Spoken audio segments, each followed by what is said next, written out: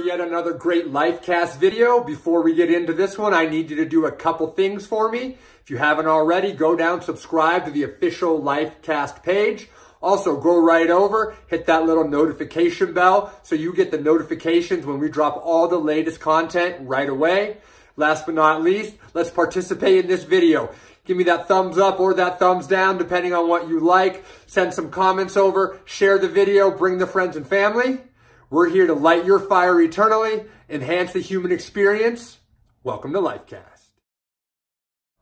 Emotional intelligence is kind of broken down into 4 separate components by many experts, including Dan Goleman here. Those are self-awareness, self-management, empathy, and social skills.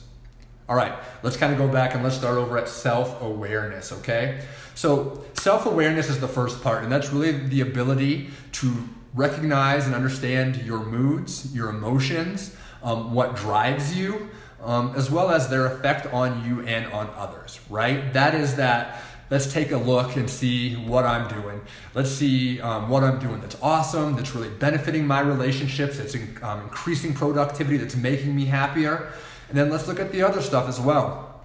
What am I not doing great at? What could I be better at? What is getting in the way of some of my relationships? What is getting in the way of some of my success? That is super duper important to be able to have that real deal, legitimate conversation with yourself. Because that's where it starts. If you can't have that, that's the starting point, I guess I'm trying to say. It's super important to kind of start with that self-awareness. People who are self-aware tend to have more self-confidence. They're really good at giving realistic assessments of a given situation and then deciding how to handle those appropriately. And also kind of have a self-deprecating sense of humor, or they've not taken themselves too entirely serious. And that is also shown to provide benefits as well. What can we do to become a little more self-aware? So I have a couple of things that I think we can do. And the first one, again, is look at yourself honestly, realistically, and have that little inner dialogue with yourself, right? Don't be afraid to talk to yourself. I talk to myself all the time. We all talk to ourselves all the time. I just do it out loud in public. Anyways, but ask yourself that, right? Sit there realistically and honestly, sit there with yourself and see what you're great at, what you can improve at, things that make you feel good, the things that don't, and become aware of those, and become aware of the sensations that you get when you think about the things you're doing well. What do you feel? When you think about the things that maybe I want to be better at, what are you feeling, right? So that's the first thing. The next thing I like is speak accurately and speak open about your emotions and your feelings. And this is so hard. This is one of the hardest things for us to do. Especially, I feel like as men, we're very much taught that men don't talk about their emotions, that we keep that stuff bottled in. And I'm not saying it's just for men, but that's kind of one thing that is ingrained in men often, is that we don't talk about our emotions. And a lot of people either are afraid to talk about their emotions or don't have the skills to talk about their emotions and just don't understand. So ways that we can work on this is, be amongst people you trust and love first, and slowly but surely start to open up to them about your emotions, right? We have to be able to do these things in order to get practice, in order to change literally not only the circuitry in the brain, but the physical makeup. We're going to change the brain, how it's made. Anyways, so speak accurately, be open and aware of those feelings, and learn that it's okay to talk about them and to get them out there. Another thing that I highly recommend, and this is hard, but open yourself up to constructive criticism. God, this is a really, really hard one, but it is so, so important, because as awesome as you are at picking out all the stuff and identifying all the stuff, someone with a little bit different view can provide invaluable information that can really help you enhance yourself, become a better person, and really enhance your human experience. So I implore you, or I encourage you to, encourage people to give you self-constructive criticism, things that you can improve on, that they can help you, because that's only going to help your other relationships. It's not an easy thing, but start with people who you know and that you love and that you trust. People who you know aren't going to set you wrong. People who know that you have their absolute best interest and they have your best interest in hand, and start there in a nice safe place. But as you begin to learn how to do this, like anything, you then can take it further and open up to others. And then the last kind of part about this of becoming self-aware, and you'll see these all kind of run together a little bit, but it's don't be afraid to talk about your limitations or your strengths for that matter. We have a hard time talking about both of those really, but don't be afraid of it, because we are all strong and we all have limitations, and that is part of the human experience. If you didn't, you wouldn't be human, and we wouldn't even be having this conversation, right? Don't be afraid of that. Don't be afraid to acknowledge and be like, yeah, I kick ass at this. That's cool. Love it. Use that. Keep kicking ass at it. At the same time, don't be afraid to say, hey, you know what? I need a little bit of work on this. I could stand to be better in this area. And man, when you identify that, then you're right there on your pursuit to greatness, to being great. And ultimately, I think that's the overlying thing, is we're trying to live our best lives. We're trying to be great, achieve the success all over the board. So those are some ways that we can kind of become a little more self-aware. The next component of emotional intelligence is self-management or self-regulation. And now this is like the next step from self-awareness, right? And this is the ability to control or redirect impulses and moods. It's the propensity to suspend judgment and to think before you act, really.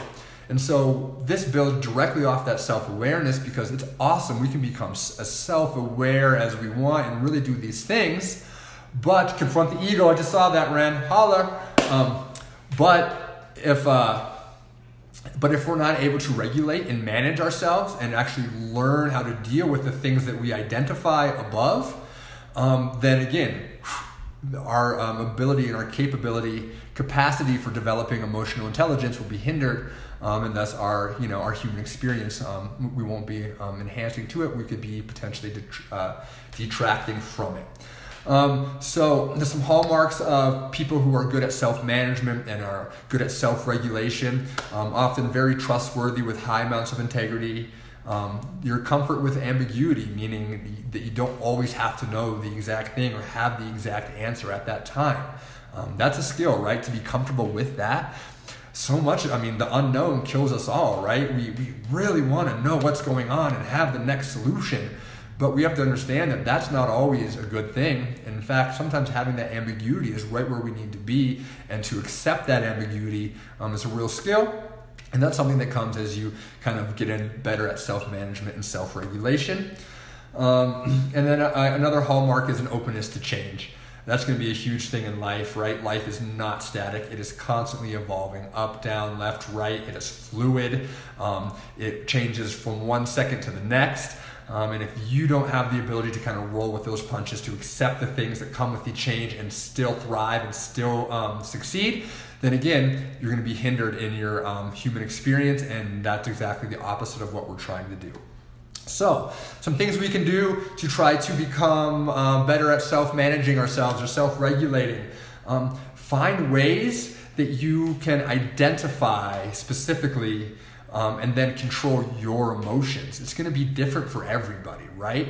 But it's going to be really important through this process to try to find a way that works for you, where you can identify an emotion and a potential behavior coming and nip it in the bud before something happens and you're in too much of an emotional state or something like that, and something bad happens, right?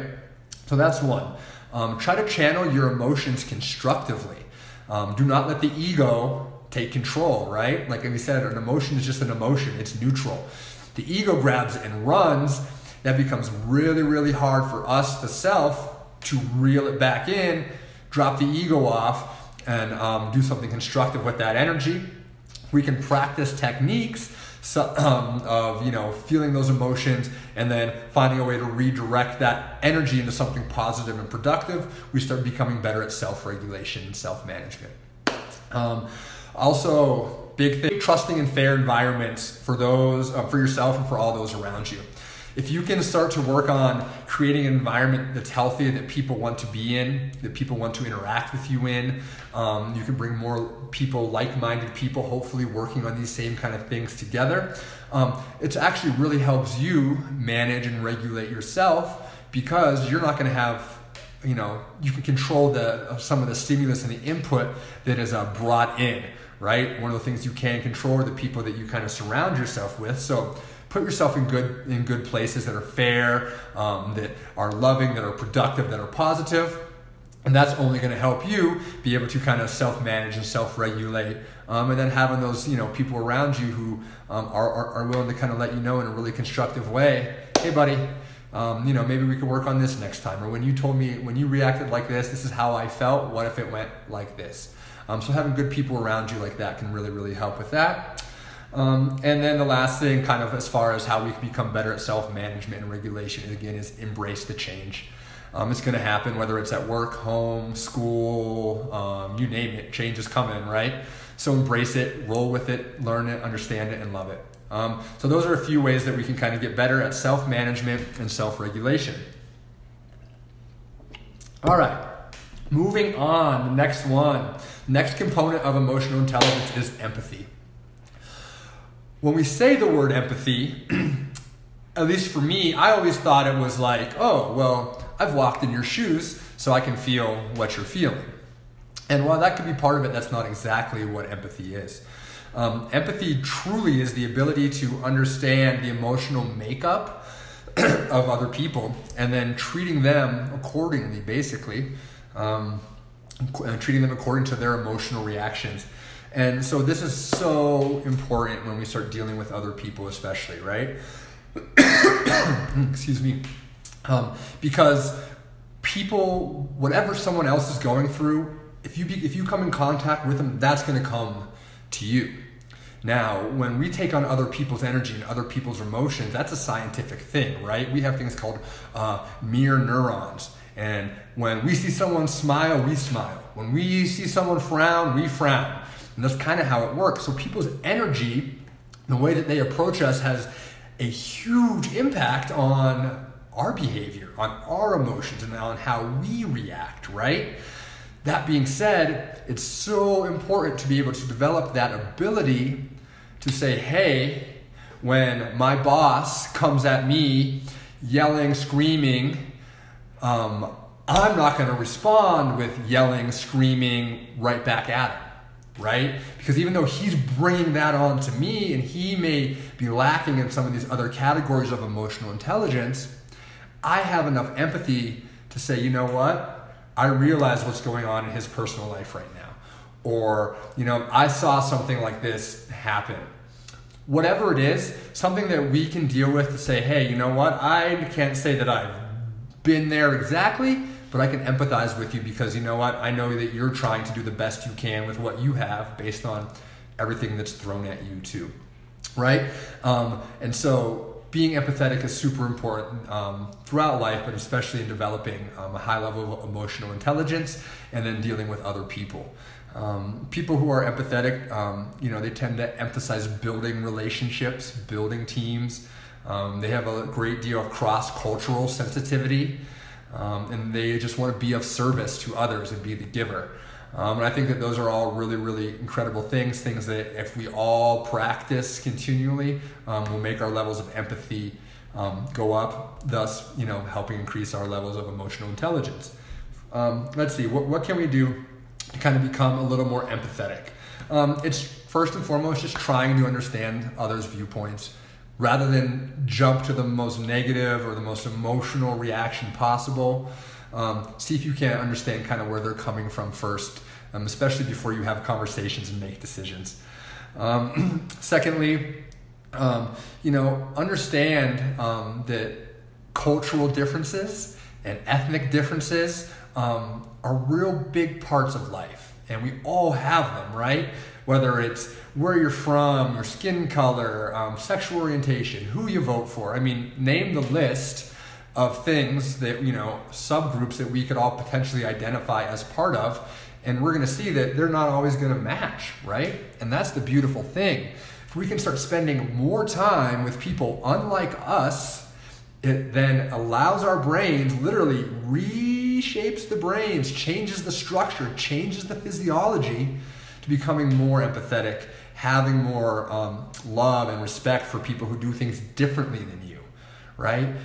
Because I promise you, my way is not the only way. I promise you that, right? Nobody's way is the only way. And if you think that, then you need to go back and start doing some of this emotional intelligence work again, right? You need to pay attention to my system. But our ways are not the only way. And we can't think like they are. When we do, we stop that growth mindset, right? And we just get into like this closed mind state. And I think it's pretty evident how, in much of today's landscape across the world, really, that we're really lacking in a component of empathy for people who are different than us. And I think that if we find people who are good people and we sit and just, take a step back and listen and observe, you'd be surprised what you've learned. You'd be surprised how much empathy you'll gain for them and for others. So get out and meet people that develop relationships with people that aren't like you. Super important. All right, let's see here. And then the last part, as far as some things we can do to help create empathy, it's listen, open up those ears right here. These guys, we got 2 of them, only 1 mouth. One thing I am working so hard on is listening. Man, oh man, from those of you who know me, I like to talk all the time. And I'm really working on shutting this 1 mouth and opening up these 2 ears. And that has actually paid great dividends and had great benefits for me. So that's another way to attain empathy, is just shut the F up and listen, because a lot of people have a lot of great things to say and great things to show you. All right. The last component of emotional intelligence kind of brings them all together. It's social skill. At the end of the day, social skill, you can define it as the proficiency in managing relationships and building networks, the ability to find common ground and develop rapport. But ultimately, I look at it as like the culmination of the other 3 and what brings it together. Why? We can be as self-aware as we want to be, and we can do all the right things, ask ourselves all the right questions, identify all the good and all the bad, right? We can do that. And even from there, we can develop ways to regulate that, right? We can develop ways to say, ooh, I'm feeling that emotion of anger. Why am I feeling that? What's going on? What do I need to do to try to appreciate this and then let it go and move on, right? We can develop these methods. Awesome, so we can do that. Empathy, we can continue to develop empathy on doing some of the things that we talked about. But the thing is, if you don't have the social skill to bring it all together into a real world interaction, and a lot of times all that stuff is for naught. And I don't want to say for naught, but it makes it a lot more difficult when interacting with people to kind of get that stuff across if you just aren't comfortable in social settings for whatever reason. And so, that's not saying that everyone's going to be an extrovert and that we're always going to be talking and we always have to develop these relationships and have a ton of friends and all this kind of thing. That's not really what that's saying at all. But what it is saying, in my opinion, is that develop relationships, put an emphasis on it. Get around good people who you're comfortable talking to and they're comfortable opening up to you. People you're comfortable listening to and who are comfortable listening to you, right? Start there with all of this stuff. As you go and you start to interact with other people who you may not be on that desired level of comfort as you are a family member or a spouse or a dog.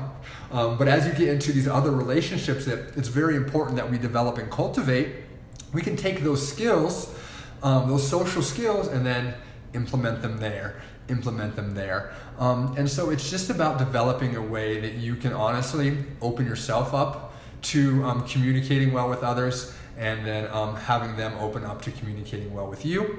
And working on those skills is really, really important.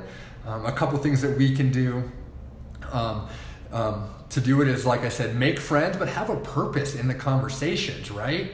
The purpose doesn't mean you're necessarily trying to get something or manipulate, but have a purpose, right? Maybe my purpose is I'm talking to my best friend about the Bronco game, and that I want to get his thoughts of that, and that's my purpose.